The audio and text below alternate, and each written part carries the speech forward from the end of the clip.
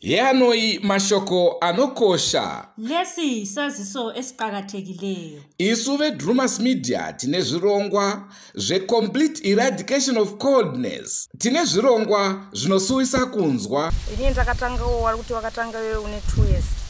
Ndichitanga kuremana kudai. Kusvikana nhasuno dambudziko racho ngowepo.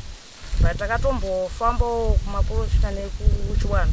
Ndichingozvifambira ndiri ndega ndichibvunza kuti sei dambudziko richinga isusu wana wacho na mai vacho. Patakangonza kuti ndisekuru wakadini wakatora mishonga wakaedza kusenzesa. Dambudziko rakutoenda futi nekumhuri dzedu kuwana vedu isusu. But tichingofamba futi tichingoda kuti tizive kuti sei. Tichingonza zvimwe chetezvo. Tigoita zvirongwa zvinonakidza nzeve nemeso. Tina njengawe Drumas Media silenhlelo ezikhipha umqando. Inhlelo ezilaso ngeziyenza ukuthi ube lokunambitheka noba ulalele noba ukhangele uzwe unambitheka. You beckon me to answer your shameless retort. I hear you, but my voice is no more. You call on the neighbors and name me a whore. A useless subject, I lay on the floor, slamming the door. Tonight, this is how we go apart. And so for a while I black out and I'm numb the pain. I awaken a pool. I'm so overwhelmed with life right now.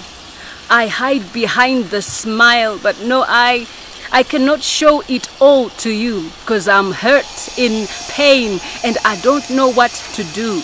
Can anybody, somebody, somewhere hear me? Can you not see me? I'm walking on thin ice. Izvi ndizvo zvimwe zvezvirongwa zvamunofarira zvamunofanirwa kunge muchitarisira. Chirongwa chikuru chinonyanya kufarwa neveruzhinji ndicho Forever Missed chiriti. Inhlelo ezilazo ilezi nhlelo elizithandayo ezinjenge Forever Missed. Zona zigcwele zithe phamu. Tina Solomon Kaskuza of the Banolila fame. Silo Solomon Skuza lo odume ngobanolila. Lokumina maboba sathi nginise mana kukwele. Lokumina maboba sathi nginise mana kukwele. Mbonitise awaseku.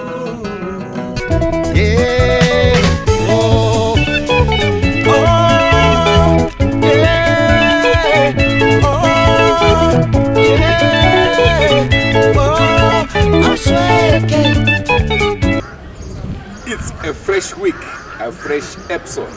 Hello viewers, welcome to your favorite program, Forever Missed.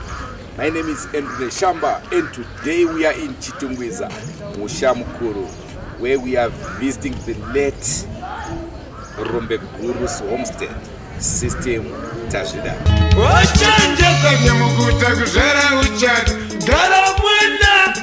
Umuteza unoguma wajanja nyamukuta kuzara uchata gara mwena umuteza unoguma. Tisakanganwa zvakare kuti mumusha mumwe chete iwoyo tine the late Mr. Bauk. Emzini wona lowo owechitungwiza futhi silo Mr. Bauk yena phela oschiyayo.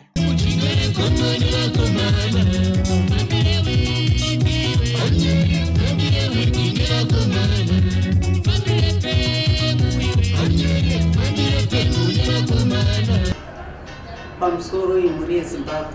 Inini ndini mudzimai waDavid Chiyangu. Aifarira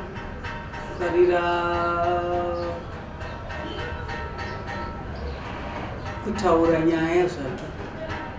Maigona kutaura nyaya mese. Asi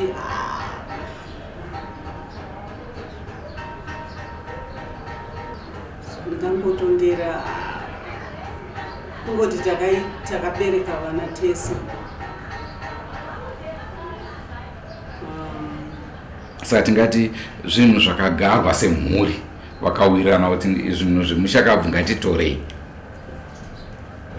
Ipapo ndipo tisingazive kuti vakagara pasi.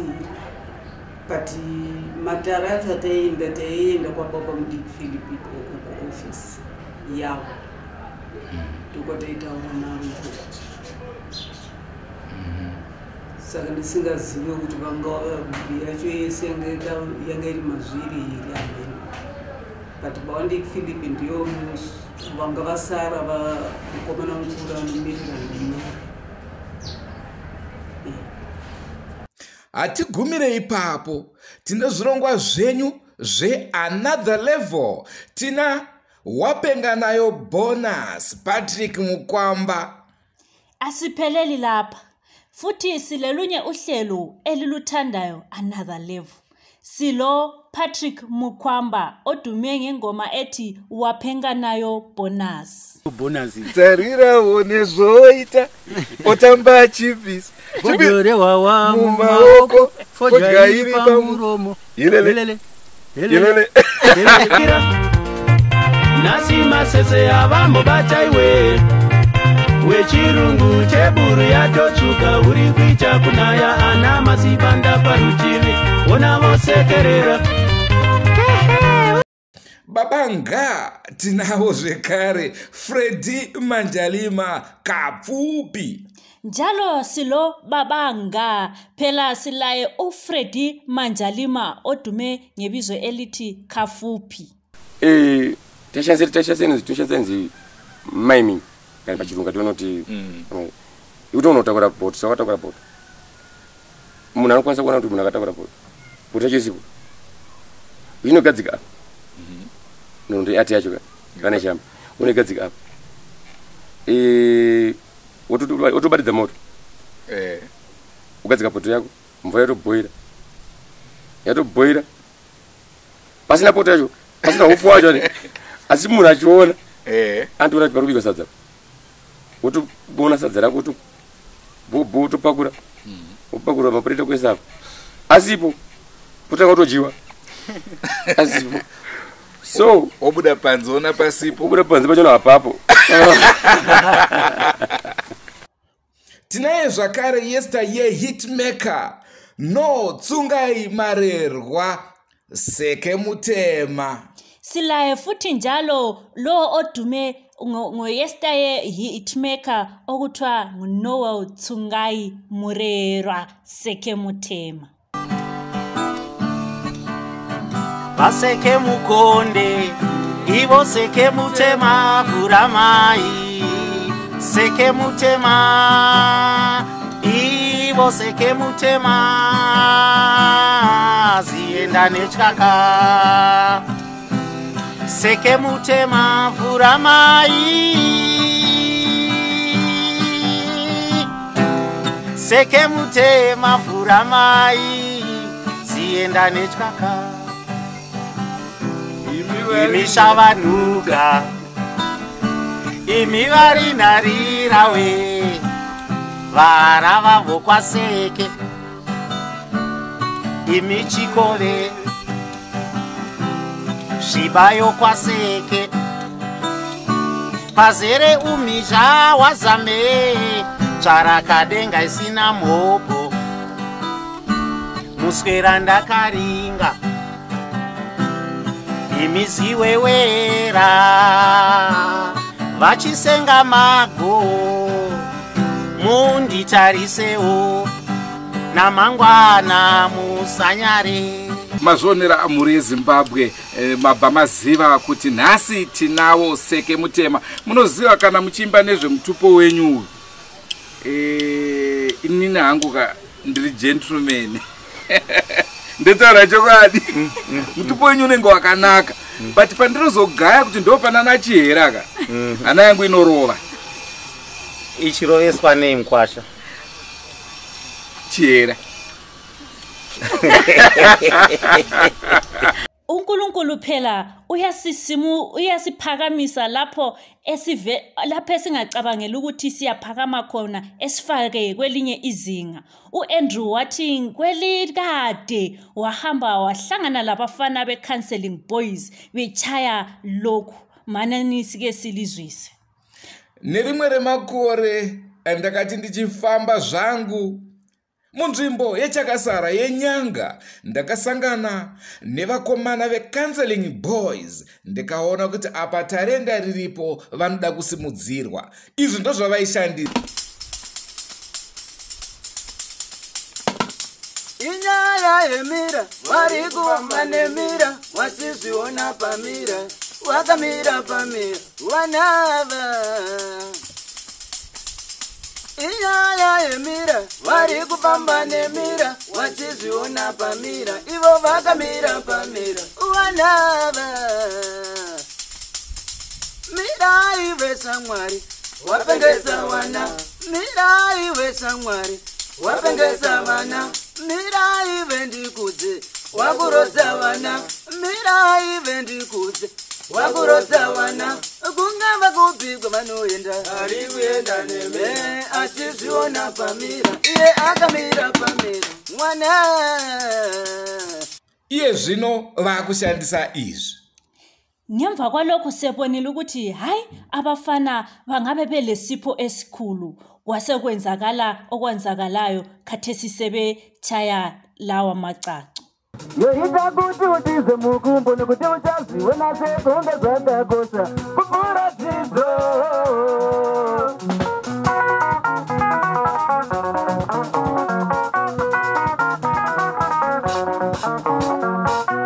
Inyaya yemira, wari kufamba nemira, wachizviona pamira, wakamira pamira, wanava. Inyaya yemira, wari kufamba nemira, wachizviona pamira, wakamira pamira, wanava.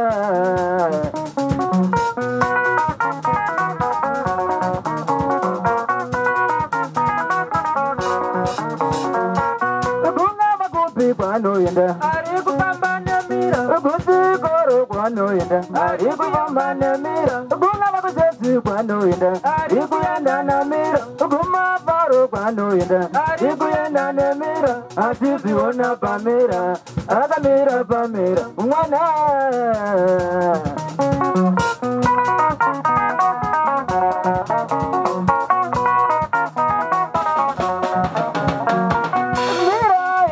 Mwari wapegesa wana, mira iwe samwari wapegesa wana, mira iwe ndikuti wakurodza wana, mira iwe ndikuti wakurodza wana, kungava kupi kwanoenda ari kuenda neho achizviona pamira, iye akamira pamira, mwana.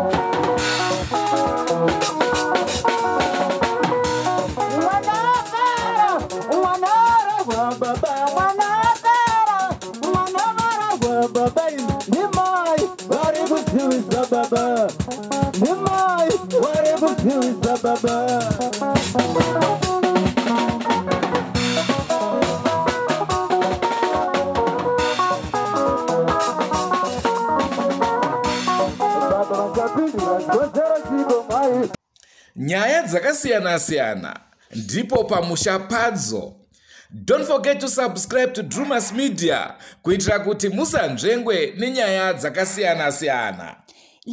Indaba ezitshiyeneyo zitholakala lapha emzinweni weDrumas Media. Ukuthi phela lingasaleli kwezinye inhlelo ezilandelayo, lingakhohlwa ukusubscribe kuDrumas Media. Remember, Drumas Media taking you to another level.